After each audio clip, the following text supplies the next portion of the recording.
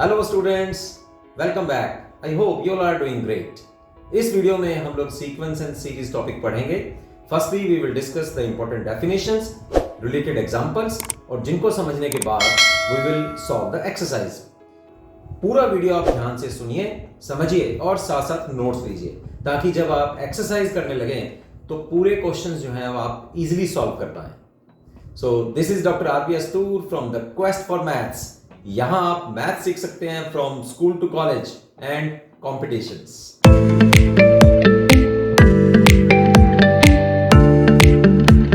So students, let's begin to start with sequence and series. तो इस तरह sequence को समझने के लिए आप सपोज करिए कि आपके पास एक पिगी बैंक है जिसको हम लोग गुल्लक बोलते हैं, ठीक है, और आप हर रोज जो है उसमें 10 रुपीज डालते हैं। 10 rupees the limit for the day. तो आपने क्या किया, पहले दिन आपने 10 रुपए डाले अपने पिगी बैंक में, सेकेंड डे आपने क्या किया, फिर 10 रुपए और डाल दिए, थर्ड डे आपने 10 रुपए और डाल दिए, फोर्थ डे आपने 10 रुपए और डाल दिए। हम लोग ऐड नहीं कर रहे, मैं तो आपको ये बता रहा हूं कि किस तरह से सीक्वेंस जो है वो बन जाती है। तो फर्स्ट डे जो है आपके पिगी बैंक में 10 रुपीज थे, 10 रुपए आपने और ऐड कर दिए सेकेंड डे, तो आपके बैंक में 20 रुपीज, आपके पिगी बैंक में गुल्लक में 20 रुपीज हो गए, फिर 30 रुपीज और फिर 40 एंड सो ऑन। चलते चलते this is our first term, 10 rupees is the first term, then 20, then 30, then 40 and so on. तो इस तरह से जो डिफरेंट डेज हम लोगों ने डाले वो जो एक्सप्रेशन बनेगा that is your this number form what we call sequence. और एग्जांपल लेते हैं हम लोग जिसमें कि आपको सक्सेसिव क्वोशंट्स मिलेंगे when we are divided 10 by 3. See, here 10 is divided by 3. 3 3s are 9. Then you will have 1. Okay? तो पहली बार जो हमें क्वेश्चन मिला that is 3. ठीक है? अब हम लोगों ने सेकेंड टाइम क्या किया, अब 0 यहां, पॉइंट यहां, 10 0 नीचे आ गई तो 3.3 आ गया, फिर 9 आ गया, तो फिर 1 आ गया, फिर 0 लगाएंगे, फिर 10 लगाएंगे। तो सेकेंड टाइम हमें क्या मिला, फिर सेकेंड टाइम हमें मिला 3.3। अगेन क्वेश्चन, फिर हम लोग फिर लगा रहे हैं, 0 फिर लगा दिया हम लोगों ने, तो फिर 9, फिर 1, फिर 10। अब क्या आ गया, third question is this 3.33, this second, this third, right. फिर नेक्स्ट क्या आएगा 3.333 एंड सो ऑन। तो ये भी जो सक्सेसफुली हम लोग 10 को डिवाइड कर रहे हैं 3 से, again this type of expression जो हम लोग बना रहे हैं that is again called a sequence. ठीक है, तो आप लोग क्या पता लग रहा है सीक्वेंस क्या है। देखो बच्चों, सीक्वेंस को समझने के लिए मैं एक एग्जांपल और लेता हूं। एग्जाम्पल है पॉपुलेशन ऑफ ह्यूमन बींग्स और bacteria at different times form the sequence. ठीक, जो किस तरह से ह्यूमन बींग्स की पॉपुलेशन बढ़ रही है या बैक्टीरिया की जो पॉपुलेशन बढ़ रही है डिफरेंट टाइम्स में, वो भी सीक्वेंस जो है बनाते हैं आपस में, right. It also forms a sequence. Suppose there is a generation gap of 30 years. Find the number of ancestors that a person might have over 300 years. वो क्या कह रहा है कि जनरेशन, एक जनरेशन से दूसरी जनरेशन, यानी कि जैसे हमारे पेरेंट्स से हम लोग जब आए तो 30 इयर्स का एक गैप हुआ, एक एग्जांपल के तौर पे वो ले रहा है, ठीक है। दादाजी से आपके पेरेंट्स आए तो उसका भी गैप जो है वो 30 इयर्स, हमारे बाद हमारी जो नेक्स्ट जनरेशन आएगी उसका भी 30 इयर्स का गैप बनेगा। तो कहता है find the number of ancestors that a person might have. Number of ancestors you have to find that a person might have over 300 years. एक जनरेशन को बदलने में 30 इयर्स लग जाते हैं, तो 300 सालों में कितनी जनरेशन बदल जाएंगे फिर, ठीक है। 300 डिवाइड बाय 30 तो 10 जनरेशन आ जाएंगी। अब एक जनरेशन में जो होता है मेन जो हम लोग लेते हैं माता और पिता के तौर पे हम लोग एंसेस्टर्स को लेते हैं, ठीक है, दादा दादी, ठीक है, तो उसको लेते हैं। तो अब चलते हैं हम लोग फर्स्ट जनरेशन, यानी कि इसमें फर्स्ट टर्म जो बनेगी, second term, third term, fourth term, fifth term and 10th term. तो ये मैं आपको बताने जा रहा हूं कि टर्म्स होती क्या है। देखिए, जो फर्स्ट जनरेशन थी 300 सालों में 10 जनरेशन आई। तो फर्स्ट जनरेशन में पहले सबसे पहले great great great great great and great grandfathers and mothers, तो 2 मेंबर्स थे। नेक्स्ट जनरेशन में उनके बच्चे आ गए, अब है ना, उन्होंने उनका बेटा, उसकी आगे वाइफ, तो 2 और आ गए, ठीक है, 4। और फिर उसके बाद फिर 4 पहले थे, 4 और नेक्स्ट जनरेशन में, ठीक है।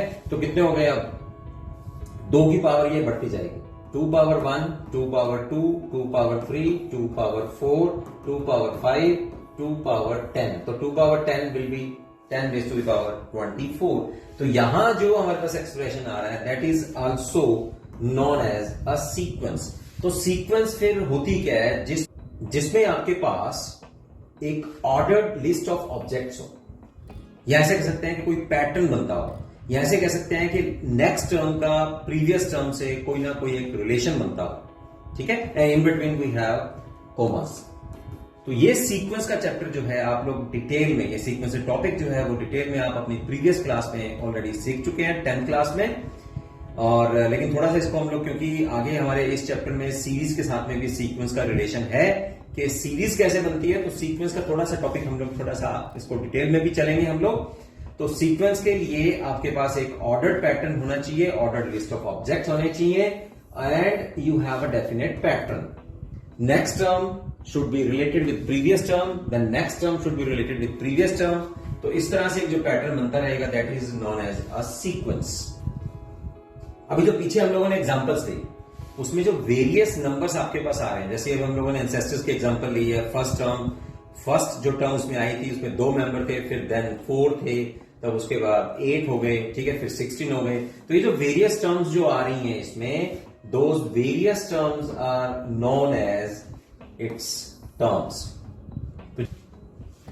तो बच्चों यहां जो हमारे पास डिफरेंट वैल्यूज आती हैं, जो डिफरेंट टर्म्स हैं, वो डिनोट कैसे होती हैं। First term is A1, A2, A3, AN and so on. और यहां जो इसके सब्सक्रिप्ट ये हैं, सब्सक्रिप्ट्स हैं, राइट, ये पोजीशन डिनोट करते हैं किसी टर्म की, यानी कि ये फर्स्ट पोजीशन है, ये सेकंड है, ये थर्ड है, N है, right?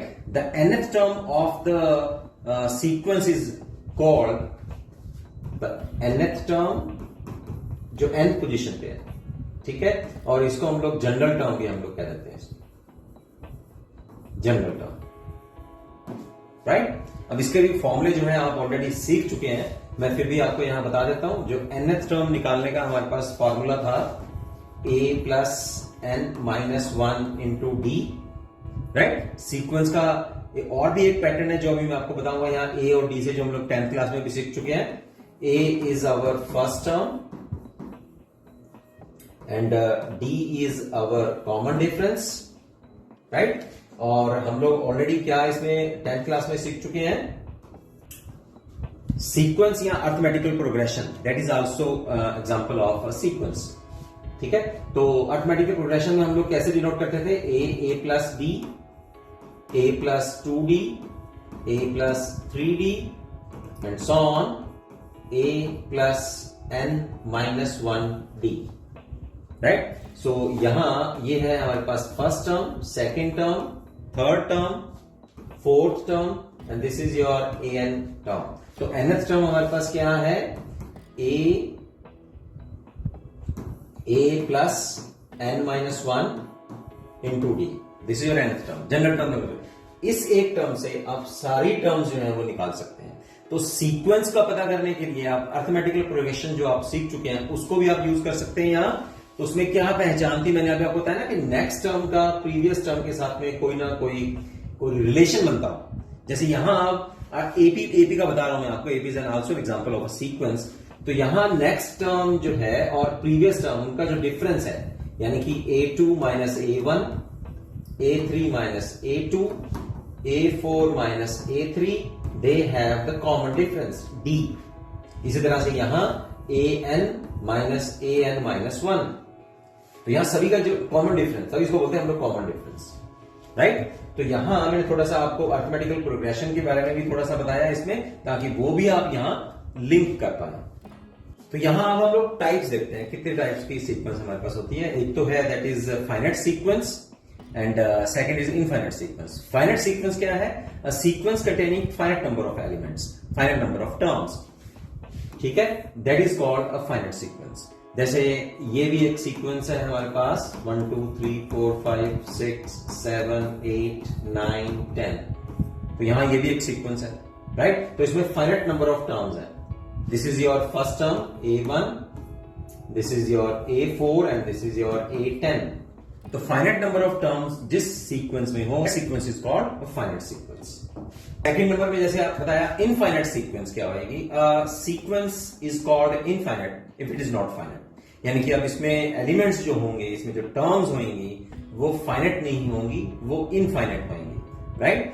तो जैसे set of natural numbers, set of integers, तो ये एक ऐसी एग्जांपल्स हैं जिनको हम लोग इनफाइनाइट सीक्वेंस कह सकते हैं, ठीक? इनफाइनाइट सीक्वेंस का मतलब क्या होगा? इनफाइनाइट हम लोग बोल देते हैं कि इनफाइनाइट, इसका मतलब है कि हम उनकी टर्म्स को गिन नहीं पाएंगे, the terms are not countable, right? जैसे मैंने आपको एग्जांपल्स दी हैं, तो वो बेस्ट एग्जांपल है आपके पास इनफाइनाइट सीक्वेंस के लिए।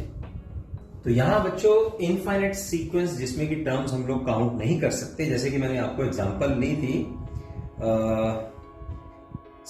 सीक्वेंस ऑफ सक्सेसिव क्वोशंट्स की, जिसमें मैंने आपको बताया था 10 को हम लोग 3 से डिवाइड कर रहे हैं। तो फर्स्ट टर्म उसमें 3, then 3.3, then 3.33, then 3.333 and so on. तो यहां इसका एंड नहीं होने वाला। This type of sequence is called an infinite sequence. ये दोनों एग्जांपल्स मैंने आपको ऑलरेडी दे चुका हूं। जैसे हम लोगों ने अभी एंसेस्टर्स की एग्जांपल ली है, तो 300 सालों में कितनी जनरेशंस बनी है? 10। तो उसकी टर्म्स को हम लोग काउंट कर सकते हैं। एक और यहां इंपॉर्टेंट बात बताने वाली है कि कई बार हम लोग सीक्वेंस की जो टर्म्स होती हैं उसमें तो हम लोग फॉर्मूला जनरेट कर लेते हैं। जैसे सपोज करो कि हम लोग बताने जा रहे हैं सीक्वेंस ऑफ इवन नंबर्स, तो सबसे पहले टर्म क्या हो गए? 2 4 6 8 एंड सो ऑन। तो यहां हम लोग कैसे कर सकते हैं? 2 फर्स्ट टर्म 1, फिर 2 इंटू 2, फिर 2 इंटू 3, 2 इंटू 4, तो 4 टर्म आते आते हम लोग क्या कर रहे हैं? 2 को 1 से, 2 को 2 से, 2 को 3 से, 2 को 4 से एंड सो ऑन। और जब हमारे पास nth टर्म आएगी तो हमारे पास एक फॉर्मूला है कि 2 को n से मल्टीप्लाई हम लोग कर रहे हैं। तो यहां इवन नंबर्स के लिए या इवन टर्म्स की सीक्वेंस को जनरेट करने के लिए हमारे पास एक फॉर्मूला है। इसी तरह से अगर हम लोग ऑड नंबर, ये इवन नंबर्स की सीक्वेंस है, और अगर हम लोग ऑड टर्म्स की सीक्वेंस को जनरेट करना चाहते हैं तो क्या बनती है वो? 1 3 5 7 एंड सो ऑन। तो इसकी लास्ट टर्म हमारे पास क्या बनने वाली है? इसकी लास्ट टर्म जो बनेगी दैट इज 2n-1। तो यहां भी हमारे पास एक फॉर्मूला है, the nth term can be defined by 2n-1, ठीक? तो मेरा यहां कहने का मतलब क्या है कि सीक्वेंस जो है कई बार फॉर्मूला भी वहां जनरेट हो जाता है। ऐसी भी कोई सीक्वेंस बनेगी आपके पास जिसमें आप फॉर्मूला नहीं बता पाओगे कि भाई फॉर्मूला है क्या। जैसे मैं आपको बता रहा हूं सीक्वेंस ऑफ प्राइम नंबर्स, तो सीक्वेंस ऑफ प्राइम नंबर्स लगा के देखते हैं। ये सीक्वेंस तो बनेगी बनेगी। प्राइम नंबर क्या है? 2 3 5 7 11 13, ठीक है, 17। तो यहां एक पर्टिकुलर कोई फॉर्मूला नहीं बन रहा है हमारे पास, ठीक है, कोई भी फॉर्मूला नहीं है। यहां हम लोग सीक्वेंस की टर्म्स को सिंपली नाम तो दे देंगे, ठीक है, लेकिन we will have no formula. तो क्या मतलब बनता है कि सीक्वेंस के मामले में जब आप सीक्वेंस के टर्म्स को डिफाइन कर रहे हैं तो आपके पास फॉर्मूला हो भी सकता है, नहीं भी हो सकता, बट एक रिलेशन जरूर बन जाएगा। जैसे यहां आपको पता लग रहा है कि भाई नेक्स्ट टर्म जो आने वाली है वो एक प्राइम नंबर ही आने वाला है, तो आपको प्राइम नंबर्स का रिलेशन तो पता लग ही रहा है, ठीक है, कि इन नंबर्स में प्राइम नंबर का रिलेशन है। लेकिन जैसे मैंने आपको इवन और ऑड नंबर्स की सीक्वेंस की डेफिनेशन दी है, तो वहां आपके पास फॉर्मूला भी बन जाएगा। तो बच्चों यहां आपको इंपॉर्टेंट पॉइंट जो है वो याद रखना होगा कि every sequence we should not expect that its terms will necessarily be given by a specific formula, कि हर एक बार आपको कोई ना कोई फॉर्मूला मिलेगा, इसके बारे में हम लोगों को एक्सपेक्टेशन नहीं रखनी चाहिए। However, एक थ्योरेटिकल स्कीम हमारे पास होगी या एक रूल होगा, जैसे मैंने आपको बताया कि आप प्राइम नंबर्स लिखते समय, प्राइम नंबर के सीक्वेंस लिखते समय आप सोचेंगे, आपको पता होगा कि मैं प्राइम नंबर्स लिख रहा हूं, so you will have a rule for generating the terms of the sequence A1, A2, A3, AN। ठीक है, तो प्राइम नंबर्स में भी हम लोगों को टर्म्स का पता होगा कि भाई 10वीं टर्म क्या आएगी, 15वीं टर्म क्या आएगी, 100th टर्म क्या आएगी इन सक्सेशन। तो वो रूल से या उसके आपस में जो रिलेशन बनता है उससे पता लगेगा। हर बार हमें फॉर्मूला जो है वो एक्सपेक्ट नहीं करना होगा। बच्चों अब चलते हैं हम लोग सीरीज की ओर। सीरीज का मैंने आपको बताया कि सीक्वेंस का आपको पता होना चाहिए। तो आपके पास nth टर्म्स हैं, let A1, A2, A3, AN be a given sequence. तो आपके पास एक सीक्वेंस होनी चाहिए ऑलरेडी। ठीक है, then this expression A1 plus A2 plus A3 plus AN, right, is called the series associated with the given sequence. The series is finite or infinite। जैसे मैंने आपको सीक्वेंस के बारे में बताया, यहां भी वही होगा according to the given sequence is finite or infinite। अगर सीक्वेंस में फाइनाइट टर्म्स हैं तो सीरीज भी फाइनाइट होगी, अगर सीक्वेंस में इनफाइनाइट टर्म्स हैं तो जोड़ के ऐड करके जो सीरीज बनेगी उसमें भी इनफाइनाइट टर्म्स होंगी। तो सीरीज को या तो आप एक इस तरह से बड़े एक्सप्रेशन से लिख सकते हैं, या फिर एक छोटा तरीका है हमारे पास by using this summation sign sigma. इसको शॉर्ट फॉर्म में हम लोग सिग्मा बोलते हैं। ठीक है, यानी कि ये पूरी की पूरी सीक्वेंस जब हम लोग जोड़ लेते हैं तो हमारे पास एक सीरीज बनती है, राइट। तो ये हमारे पास सीरीज है। अब इतने बड़े एक्सप्रेशन को आप छोटे फॉर्म में शॉर्ट नोटेशन में ऐसे लिख सकते हैं। इसकी जो nth टर्म है वो इस समीशन साइन के अंदर डाल दीजिए और यहां से स्टार्ट करिए कि n स्टार्ट कहां से हो रहा है 1 और कहां तक जा रहा है। अगर ये इनफाइनाइट है तो यहां इनफाइनाइट डाल दीजिए। ठीक है, सपोज हमारे पास 10 टर्म है तो उसको हम लोग समेशन फॉर्म में कैसे लिख सकते हैं, AI, यहां मैंने सफिक्स जो है वो I ले लिया and I varies from 1 to 10। तो यहां बिल्कुल समेशन साइन हमें क्या बताएगा कि इसमें 10 टर्म्स हैं और वो आपस में जुड़ी हुई हैं, 1 2 3 4 5 6 7 8 9 10। तो ये समेशन साइन हमें ये बताता है कि आप लोग पूरी सीरीज को शॉर्ट नोटेशन में किस तरह से लिख सकते हैं। लास्ट में बच्चों सीरीज की डेफिनेशन में मैं आपको ये बताना चाहूंगा कि जब हम लोग सीरीज वर्ड यूज करते हैं तो उसका मतलब होता है कि सिर्फ टर्म्स को जोड़ के बताना, जैसे इस तरह से यहां टर्म्स बताई हुई है, राइट। लेकिन उसका मतलब ये नहीं है कि आप जो है टर्म्स को जोड़ करके बता दीजिए, उसको सिर्फ एक्सप्रेशन है, दैट इज एन एक्सप्रेशन।